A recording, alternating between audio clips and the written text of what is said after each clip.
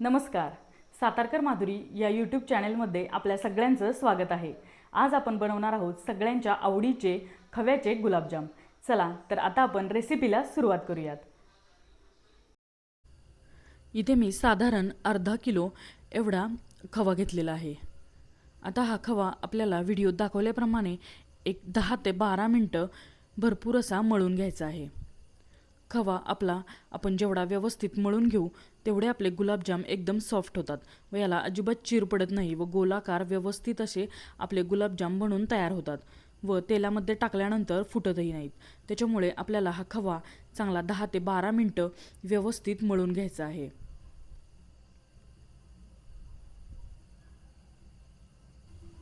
आता इथे मी अर्धा पाव एवढा मैदा घेतलेला आहे. 2 ते 3 चमचे मैदा आपण या खव्यामध्ये व्यवस्थित मिक्स करून घेणार आहोत. इथे मी हा मैदा व्यवस्थित चाळून घेतलेला आहे. लागेल असा थोडा थोडा मैदा यामध्ये मिक्स करून आपल्याला हे पीठ व्यवस्थित मळून घ्यायचं आहे. मैदा जर जास्त पातळ असेल तर आपल्याला हे पूर्ण पीठ लागणार आहे. मैद्याची कन्सिस्टन्सी कशी आहे त्या प्रमाणावर आपण मैदा यामध्ये मिक्स करणार आहोत. 2-2, 3-3 चमचे मैदा यामध्ये मिक्स करत करत आपल्याला हे पीठ व्यवस्थित मळून घ्यायचं आहे.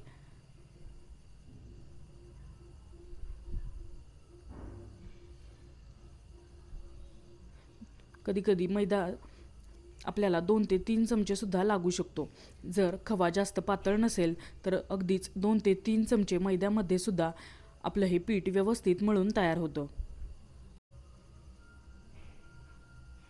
खवा आपल्याला भरपूर असा मळून घ्यायचा आहे जेणेकरून आपले गुलाबजाम एकदम सॉफ्ट आणि गोलाकार व्यवस्थित येतील. पीठ आपण व्यवस्थित मळून झालं की मग यावर झाकण ठेवून एक 10 ते 15 मिनटं हे बाजूला ठेवून देणार आहोत व तोपर्यंत आपण गुलाबजामसाठी लागणारा साखरेचा पाक तयार करून घेणार आहोत.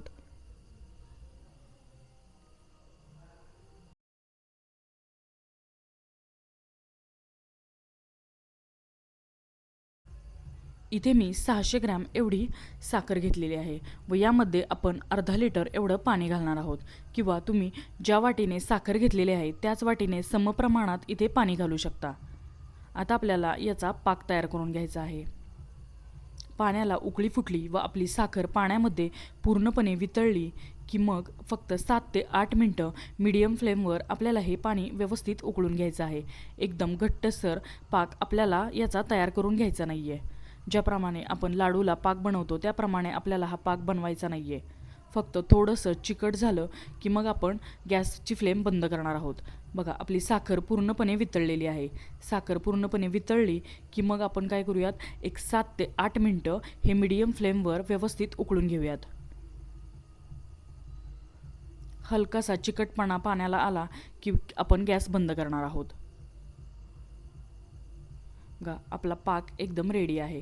आता आपण यामध्ये थोडीशी वेलची पूड टाकणार आहोत. वेलची पूड पूर्णपणे ऑप्शनल आहे. जर तुम्हाला आवडत नसेल तर नाही घातली तरीही चालेल.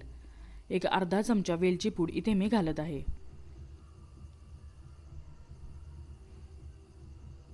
आता आपला पाक एकदम रेडी आहे. आता आपण गुलाबजाम करून घेऊयात. आता आपण पुन्हा एकदा एक 2 ते 3 मिनटं हे व्यवस्थित मळून घेऊयात.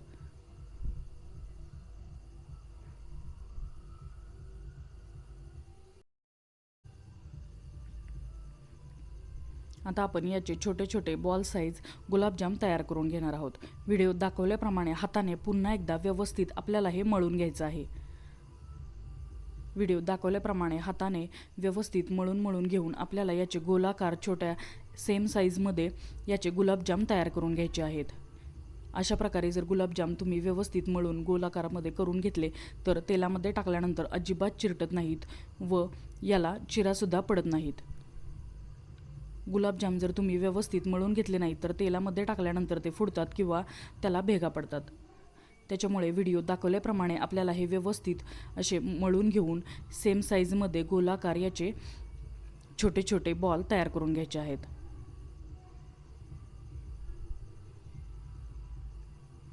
मग आपले गुलाबजाम सगळे एका साईजमध्ये व्यवस्थित रेडी झालेले आहेत. आता आपण ते तळून घेऊयात. इथे मी एका कढईमध्ये तेल गरम करायला ठेवलेलं आहे. गुलाबजाम तळण्यासाठी आपल्याला मीडियम फ्लेमचा वापर करायचा आहे. जास्त हाय फ्लेमवर किंवा जास्त लो फ्लेमवर सुद्धा गुलाबजाम तळायचे नाही आहेत. तेल गरम झालं आहे का हे आपण चेक करूयात. तेल जर थोडंसंही जास्त प्रमाणात जर गरम झालं तर गुलाबजामचा रंग पूर्णपणे काळपट येतो व आतमध्ये ते व्यवस्थित तळले जात नाहीत. त्यामुळे एकदम मीडियम फ्लेमवर आपल्याला हे गुलाबजाम छानपैकी सोनेरी रंग येईपर्यंत व्यवस्थित तळून घ्यायचे आहेत.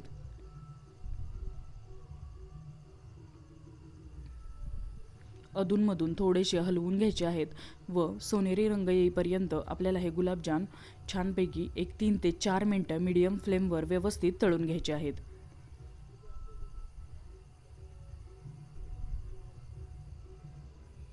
गॅसची फ्लेम आपल्याला पूर्णपणे मीडियम ठेवायची आहे.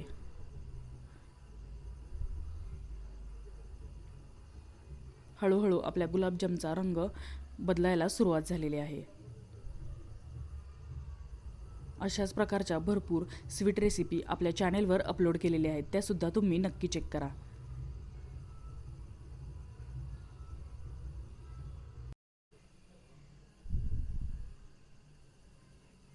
अशाच प्रकारे आपल्याला सर्व बाकीचे गुलाबजामसुद्धा व्यवस्थित तळून घ्यायचे आहेत.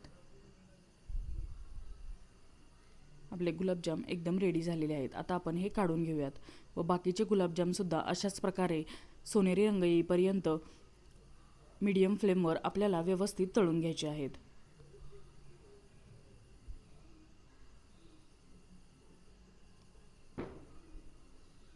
तुम्ही सुद्धा अशाच प्रकारे जर गुलाबजाम तयार करत असाल तर कमेंट करून नक्की सांगा.